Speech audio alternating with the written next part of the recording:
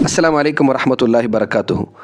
உங்கள் வாழ்க்கையில் என்ன தேவையினாலும் அது அல்லாட்ட மட்டும் கேளுங்க.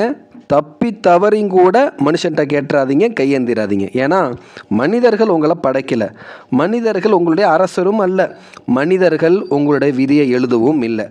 உங்களை யார் படைச்சானோ, உங்களுடைய அரசராக யார் இருக்கின்றானோ, உங்களோட விதிகளை யார் எழுதி முடித்தானோ அந்த ரப்புல் ஆலமீன் இடத்துல மட்டும் உங்களுடைய எல்லா விதமான தேவைகளையும் கேளுங்க. நீங்கள் மனுஷங்கள்கிட்ட கேட்டு அவங்க கொடுக்க மறுத்துட்டாங்கன்னா உங்களுடைய உள்ளத்தில் நிராசை வந்துடும். நிராசை என்கிற விஷத்தை மட்டும் உங்களோட உள்ளத்தில் என்னைக்கு தேக்கி வச்சிடாதீங்க. அல்லாட்ட மட்டும் கேளுங்க. அல்லாஹ் எல்லாத்தையும் கொடுக்க தயாராக இருக்கிறான். அல்லாஹ் திருக்குரான்ல சொல்கிறான், உதுஊனி, உங்களுடைய எல்லா தேவைகளையும் என்னிடத்தில் மட்டும் கேளுங்கள், அஸ்தஜிபு லக்கும், நான் உங்களுடைய துஆக்களை பிரார்த்தனைகளை அத்துணையுமே நான் ஏற்றுக்கொள்ளுகிறேன் என்று அல்லாஹ் வாக்குறுதி கொடுப்பதை நம்ம பார்க்குறோம். எனவே அல்லாட்ட மட்டும் கேளுங்க.